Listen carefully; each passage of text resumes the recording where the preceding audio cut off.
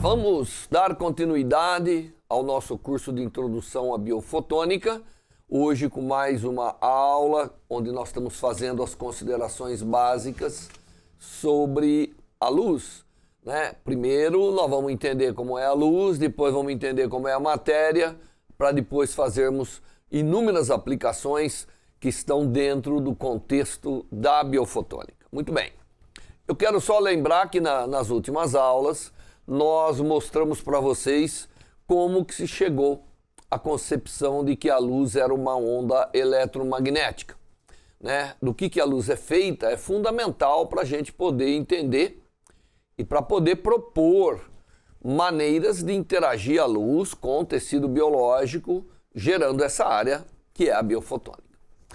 Bom, hoje nós vamos dar continuidade, né? Nós vimos que a luz é aquela onda eletromagnética composta de campos elétricos e magnéticos devidamente previstos e calculados pelas equações de Maxwell, pelo eletromagnetismo tradicional. Mas nós não queremos desprezar, né? Sempre as pessoas perguntam, mas se a luz é uma onda, como que eu posso considerar então a ótica geométrica, onde eu faço tudo através de linhas se propagando e tudo isso?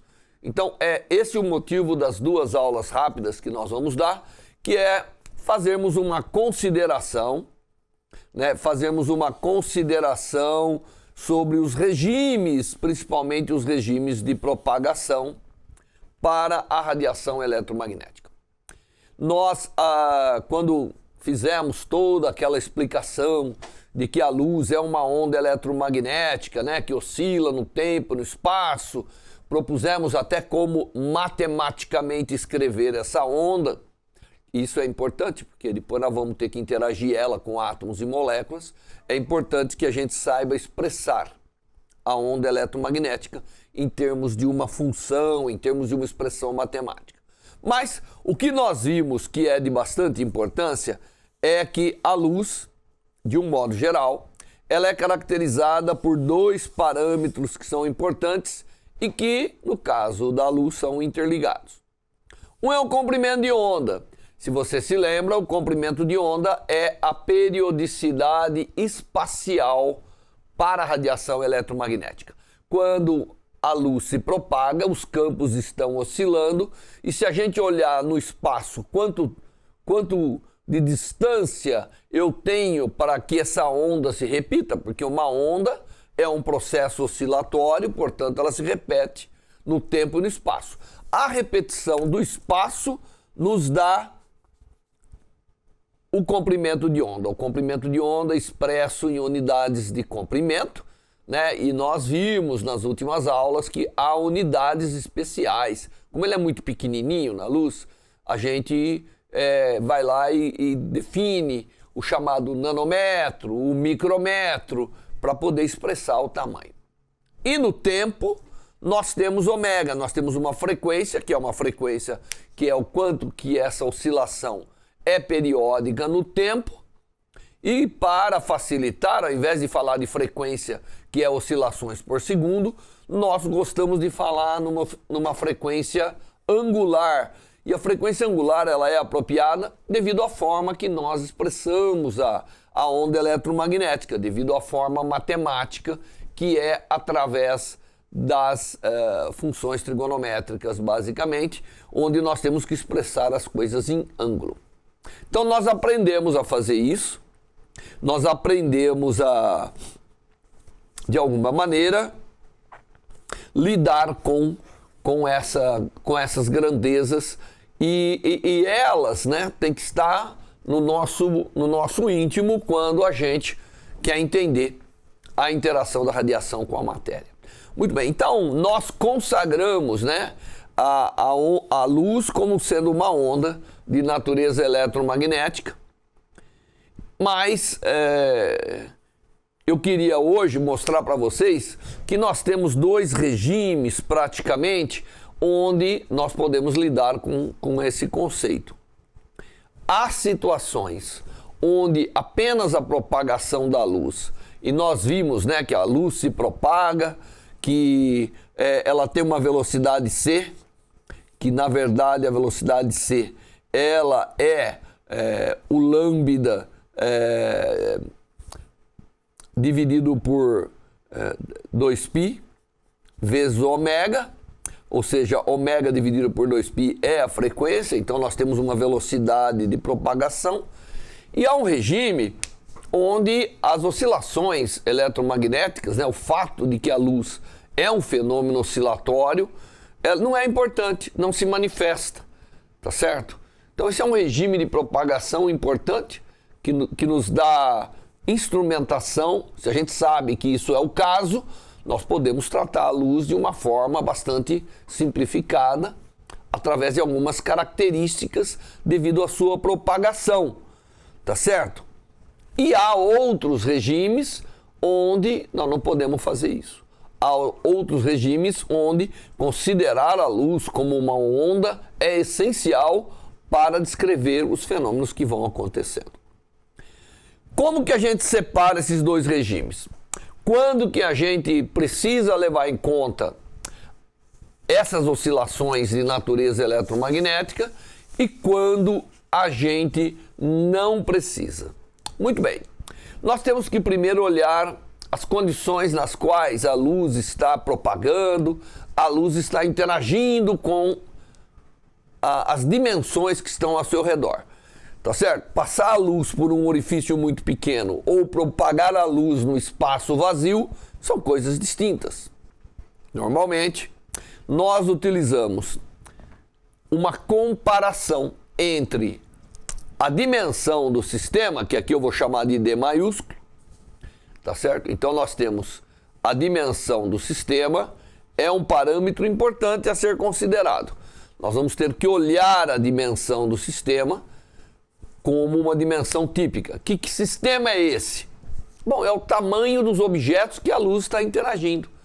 Quando ela está interagindo com uma pessoa para revelar a imagem da pessoa, né, provavelmente as características que nós vamos observar não são importantes a oscilação ondulatória do ponto de vista macroscópico. Provavelmente, se a gente considerasse raios de luz, como nós vamos definir, interagindo e vindo, nós estaríamos satisfeitos. Agora, quando a luz interage com coisas muito pequenininhas, como é o caso, por exemplo, né, dos grãozinhos de poeira, ou como é o caso, por exemplo, das organelas que estão lá no interior da célula, bom, aí nós temos que tomar cuidado, porque ela vai interagir com coisas muito pequenas, onde a oscilação pode fazer a diferença. Onde a oscilação pode ser relevante, né? Indo aos extremos, onde nós estamos interagindo com objetos muito, muito menor do que a oscilação espacial, como é o caso de átomos e moléculas. Provavelmente esses objetos não enxergam a oscilação espacial, enxergam apenas a oscilação temporal, mas enxergam muito bem a oscilação temporal. Por outro lado, quando nós estamos interagindo com um pedaço de vidro, com uma janela, com a porta, com a árvore, do ponto de vista de tratamento da luz para isso, nós não precisamos. Claro que para entender a interação, entender como que a luz vai para os objetos e como ela vem dos objetos, é essencial a gente considerar a luz de alguma maneira com as suas oscilações. Mas para conceitos de propagação da luz, dependendo da dimensão típica do que eu estou observando com a luz e do comprimento de onda, eu não preciso. Então nós temos dois regimes a considerar. Ou eu posso dizer que o comprimento de onda é muito menor do que as dimensões típicas do sistema, e nesse caso as oscilações eletromagnéticas, elas não são relevantes para eu considerar a propagação da luz nesse sistema. E nós estamos então, quando a gente faz isso, no chamado domínio da ótica geométrica. É uma ótica que não se preocupa muito com as oscilações eletromagnéticas, mas se preocupa muito com a propagação, né? Ela ela se concentra na propagação. Então, quando o comprimento de onda é muito menor do que a dimensão típica do sistema, do que eu estou interagindo, né, eu posso dizer que lambda dividido por d é muito menor que 1, já que esse aqui é muito maior do que aquele, e esse é o domínio da ótica geométrica. Por outro lado, pode ter uma situação onde eu não posso falar isso. Então, aqui é quando as dimensões são muito maiores do que o comprimento de onda, e aqui é quando as dimensões, eu não posso dizer que, de um modo geral, as dimensões são maiores muito maiores do que o comprimento de onda. A gente está dizendo aqui que é aproximadamente da ordem, mas na verdade o que eu quero dizer é que eu não posso dizer que é muito menor que 1. Tá certo? Então, nesse caso, você vai estar interagindo com objetos onde a oscilação faz a diferença. E aí, eu não posso tratar a luz propagando nesses meios simplesmente através da propagação de linhas, como é o caso da ótica geométrica, mas eu tenho que trabalhar com a ótica ondulatória. De fato, normalmente a gente chama que trata-se do regime da ótica física. Só para lembrar que aqui a composição física, a constituição física é muito relevante. Então, eu tenho 2 regimes para trabalhar. E eles acabam sendo descritos de forma levemente diferentes. Tá certo? Então, primeiro eu vou falar para vocês aqui um pouco desse regime onde nós estamos caracterizando a chamada ótica geométrica. Em seguida, vamos passar para um regime onde nós lidamos com a ótica ondulatória, onde não dá de maneira alguma para deixar de lado o fato de que a luz ela é composta dessas oscilações. Isso é relevante? É muito relevante, porque a maneira de tratar vai ser levemente diferente. Quando eu estou no domínio da ótica geométrica, então quando eu estou no domínio da ótica geométrica, como eu falei para vocês, onde eu não tenho que me preocupar muito com as oscilações, então a maneira de descrever a luz é através de raios de luz. O que é um raio de luz? Um raio de luz é uma porção de luz cujas dimensões são muito pequenas. Então, é uma porção de luz que eu posso representar por uma linha. Isso é um raio de luz. Né? Um raio de luz vai ser o elemento básico para a gente entender a propagação de luz no regime da ótica geométrica. Quando eu junto muitos desses raios de luz, eu tenho chamado feixe de luz, ou facho de luz. Feixe de luz é uma composição de vários raios propagando junto ou não. Aqui tem 2 situações que vale a pena a gente lembrar. Os feixes de luz, eles podem ser chamados paralelos. Quando eles são paralelos? Quando eles andam, os raios estão um paralelo ao outro. Ou não paralelos. Quando eles não são paralelos, eles podem ser convergentes. Quando eles estão se juntando num lugar. Ou eles podem ser divergentes. Quando eles estão se afastando de um lugar. Tá certo? A gente fala em convergência e divergência quando nós temos mais do que um raio de luz, claro.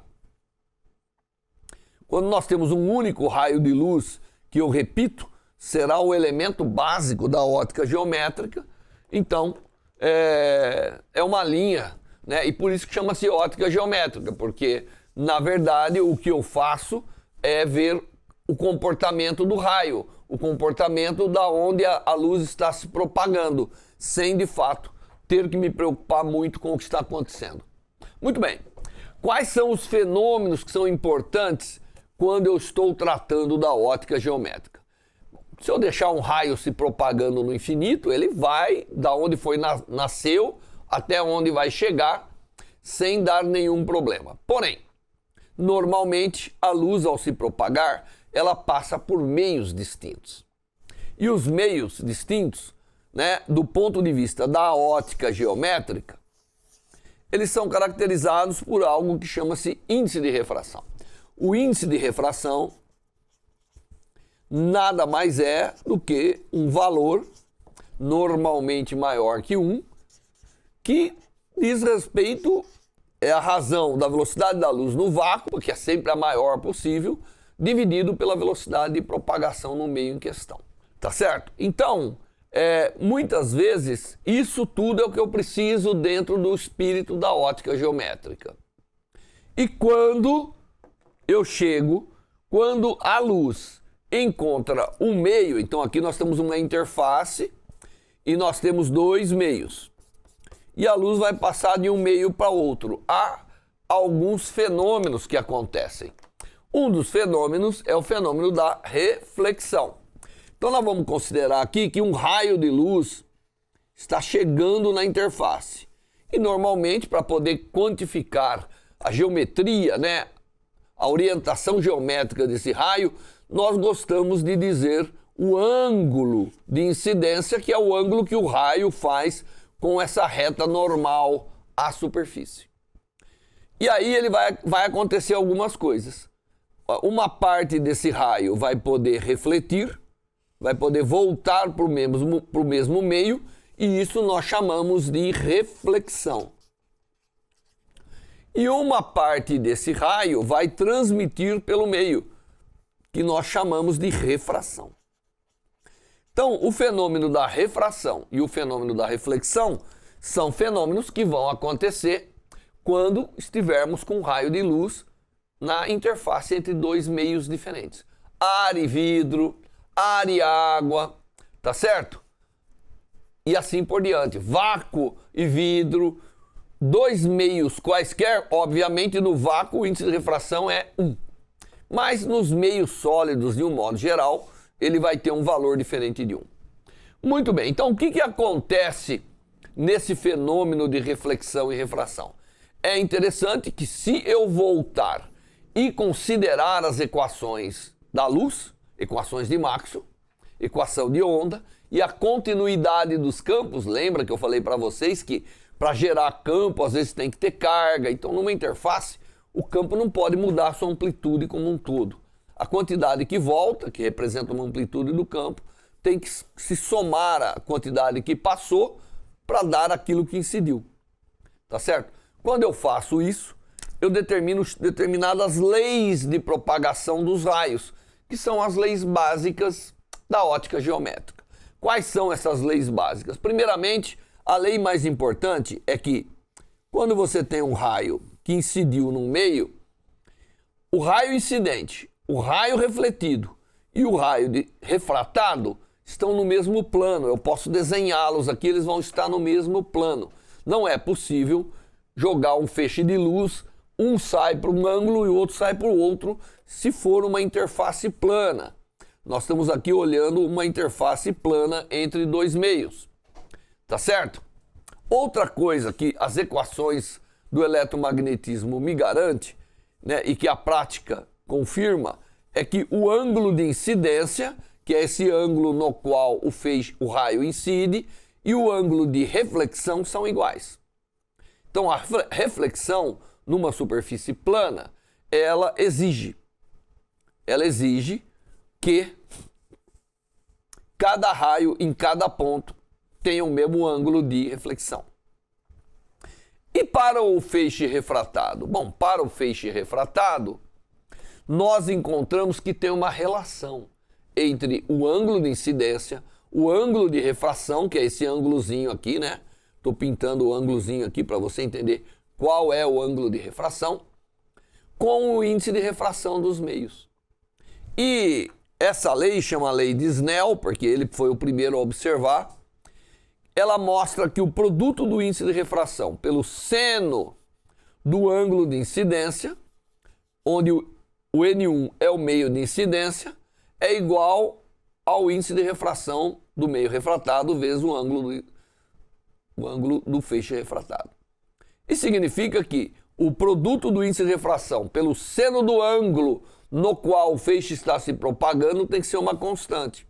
Se eu multiplicar o seno desse ângulo pelo índice de refração desse meio, vai ter que ser igual ao seno desse ângulo com o índice de refração desse meio. Essa lei é importantíssima, porque ela fala o seguinte, ó, quando aumenta o índice de refração, tem que diminuir o ângulo, né? Porque para ter a relação. Então, quando um feixe refrata no meio de maior índice de refração, ele se aproxima da reta normal, que é a referência para isso. Quando ele passa de um meio de maior índice de refração para menor, vamos imaginar que N1 seja maior. Então, ele vai se afastar, aí ele sairia afastado, porque o produto dele, pelo seno do ângulo, que praticamente é proporcional ao ângulo, né, para pequenos ângulos, ele tem que ser preservado, tá certo? Então, os feixes, ao passar de um raio, né, ao passar de um meio por outro, ele sofre refração ou reflexão. E, portanto, feixes de luz, que são muitos raios, cada um dos raios vai sofrer isso. E essas leis básicas, elas caracterizam a ótica geométrica. É incrível. Nessa folha, eu resumi para vocês quase tudo que nós temos que saber de ótica geométrica para construir uma infinidade de instrumentos ópticos. Tá certo? Muito bem. Aqui eu coloquei alguns exemplos para você saber qual é o índice de refração da água, do álcool, do ar, do vidro. Tá certo? E aqui tem o valor. Esse valor é um número, né? Não tem unidades, porque é razão entre duas velocidades. E isso, de alguma maneira, é o que vai caracterizar o desvio, né, dos raios de luz ao passar de um meio para o outro. Então, nós não vamos dar um curso completo de ótica geométrica aqui, mas tem algumas coisas que eu tenho que te falar para você entender de forma clara o que acontece, tá certo? Então, uma das coisas básicas que vai acontecer é quando a luz passa por um meio e emerge do outro lado, voltando para o meio inicial, ela se desvia. E há dois tipos de desvios que são importantes. O desvio chamado lateral e o desvio chamado angular. Tanto o desvio lateral quanto o desvio angular, eles acontecem quando a luz passa de um meio para outro e depende da geometria. Isso é importante, porque agora nós vamos aprender a manipular os raios de luz utilizando geometria do meio com determinado índice de refração. Tá certo? Então, se eu tiver aqui um meio que tem um determinado índice de refração, tá vendo o meio aqui, ó?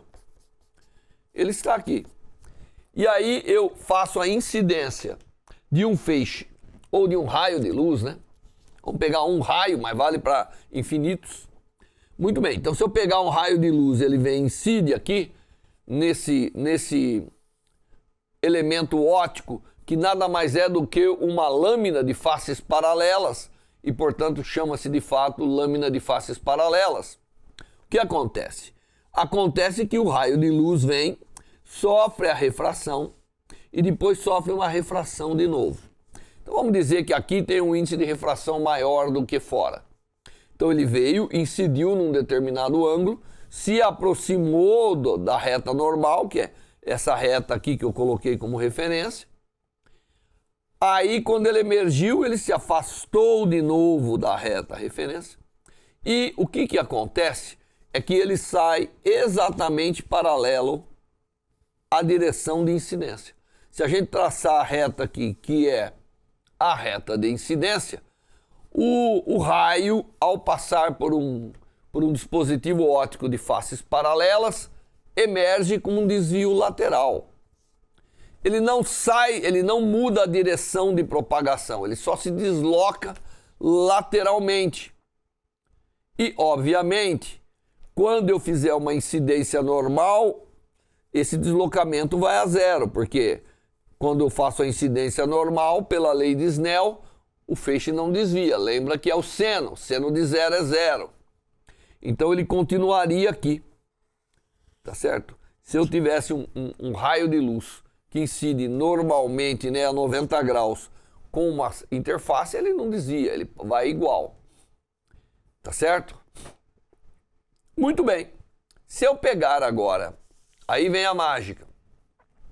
Se eu aplicar a lei de Snell para essa interface e depois aplicar a lei de Snell para essa interface, o que eu obtenho é que o desvio lateral desse feixe depende da espessura. Quanto maior a espessura, maior vai ser o desvio lateral e depende do seno da diferença, do ângulo de incidência e do ângulo de refração dividido pelo cosseno. Quando esse ângulo é zero, obviamente isso aqui dá zero e o desvio lateral vai a zero. Esse é um tipo de desvio. Mas tem outro tipo de desvio tão importante quanto, que é o desvio angular. Agora eu não tenho mais um sistema que tenha faces paralelas, mas eu tenho faces anguladas. Isso é o que nós chamamos de um prisma. E as suas faces têm um certo ângulo A. O que acontece agora quando um raio de luz passa por esse sistema? O que acontece é que o raio de luz vem, incide numa interface, num determinado ângulo, sofre a refração, tá certo? E sofre de novo a refração. O resultado final disso é que o ângulo que incide e o ângulo que emerge com relação à superfície não necessariamente serão os mesmos. Serão diferentes. E eles serão diferentes de tal maneira que, se eu prolongar a direção do feixe ou do raio incidente, eu obtenho um desvio angular. Então agora eu tenho um desvio angular. Veja, nesse aqui o desvio era paralelo, nesse o desvio é angular. E esse desvio angular pode ser calculado também utilizando geometria, por isso que é da ótica geométrica. E esses dois efeitos, eles criam uma forma fantástica da gente manipular a luz. Manipular a luz e manipular a imagem dos objetos, que de alguma maneira é formado por luz, tá certo? Então, olhando um objeto através, porque quando temos um objeto, ele está mandando luz, está passando pelas coisas. Nós somos capazes de manipular as imagens. E isso cria um elenco de perspectiva, do ponto de vista de uso dos raios de luz, enorme. Um exemplo disso é as lentes. Todo mundo sabe o que é uma lente, todo mundo às vezes usa óculos. Vamos imaginar, só para você ter uma ideia, que eu tenho um objeto aqui. Esse objeto está sendo iluminado. Ele emite luz para todas as direções, tá bom? Para todo lado, mas vamos pegar aquelas que estão vindo para esse lado. Eu tenho esse monte de raio vindo e eles, se eu não colocar nada aqui, eles vão embora. Eu só vou ver que tem um ponto lá emitindo luz. Ou a luz pode vir de vários pontos desse objeto também, né? Vale para cada raio. Aqui eu tenho uma fonte, que é um objeto que está sendo iluminado, ou uma lâmpada, não importa. Ela está mandando raios de forma divergente para todo lado. Aí eu quero coletar toda essa luz, quero manipular esses raios agora. O que eu faço? Eu falo, eu quero pegar todo mundo que sai daqui e pôr num outro ponto aqui. Para isso eu teria que pegar esse raio de luz aqui, que está aqui em cima, colocar um dispositivo capaz de defletir ele angularmente e mandar ele de volta. Nós acabamos de ver que isso é um prisma. Se eu botar um pequeno prisma aqui com um certo ângulo, eu sou capaz de pegar isso e mandar diretamente para cá. Aí eu venho para o próximo raio. Bom, esse raio agora, esse aqui eu tinha que desviar bastante, então eu tinha que ter um prisma mais agudo. Esse aqui eu tenho que desviar um pouco menos, então eu vou botar aqui um prisma menos agudo. Aqui é o outro prisma. E aí o raio vem para cá também, no mesmo lugar. Aí assim, sucessivamente, eu vou botando outros prismas, de tal maneira que todos esses raios eu sou capaz de desviar novamente e mandar para o mesmo ponto. Bem lá no centro, que é o chamado eixo óptico de tudo, eu boto uma faces paralelas. Botando uma face paralela, eu faço com que o raio venha e não se desvie e também chegue lá. Do lado de cá, eu inverto os prismas, fazendo com que todos os raios convirjam para lá. Então você vê, eu tiro todos os raios de luz que estavam divergentes e agora boto para convergência. Tudo isso utilizando desvio do raio, manipulação do raio de luz. Esse plano aqui, que é o plano de manipulação, se a gente fizer direitinho, a gente pode ver que se eu fizer uma lente que é composta de superfícies esféricas, se eu fizer aqui como se fosse partes de uma esfera, né? Superfície de uma esfera preenchida pelo índice de refração, eu pego todos os raios daqui e jogo todos os raios aqui. Essa é a origem, tá vendo? Eu aprendi a manipular angularmente os raios através das leis da ótica geométrica e eu construo uma lente esférica. A lente esférica é importante porque eu sou capaz de pegar e colocar aqui e olhar um objeto pequenininho, todos os raios desse objeto, dependendo de onde eu olhar, eles vão ter tamanhos diferentes e eu posso produzir aumentos diferentes, eu posso fazer tudo isso. As lentes esféricas, certamente, compõem um elenco importante dos raios da ótica geométrica. Então, nós não vamos novamente falar muito sobre aqui a ótica geométrica, mas o ponto de origem dos raios, só para a gente poder definir algumas coisas, é chamado ponto-objeto. Aonde se formam, aonde eles se encontram novamente, onde eles terminam, é chamado imagem. E dependendo da posição da imagem, da posição do objeto, nós temos uma relação entre a geometria, que são os raios de curvatura da lente com o seu índice de refração e as posições do objeto. Tá certo?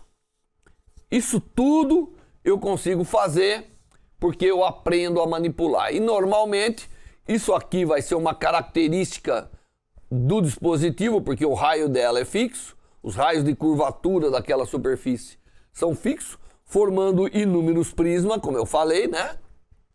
E esse que é fixo a gente chama de foco. Então, todo dispositivo desse tipo vai ter um foco que depende do índice de refração e da sua geometria. E aí, nós aprendemos, olhando bem as leis dessa propagação, nós aprendemos a desenhar os raios de luz de qualquer natureza. Raios que incidem paralelo ao eixo óptico do sistema emergem passando pelo foco. Raios incidentes passando pelo foco emergem paralelo e raios passando pelo centro da lente emergem sem se desviar. Com esses conceitos, eu posso ensinar vocês, com essa parte, a fazer imagem. Imagine que eu tenho aqui uma lente, que como você já aprendeu, é um monte de prisma, e aí eu tenho um objeto, tem uma pessoa do outro lado. Eu vou pegar a cabeça dessa pessoa, mas poderia pegar qualquer ponto.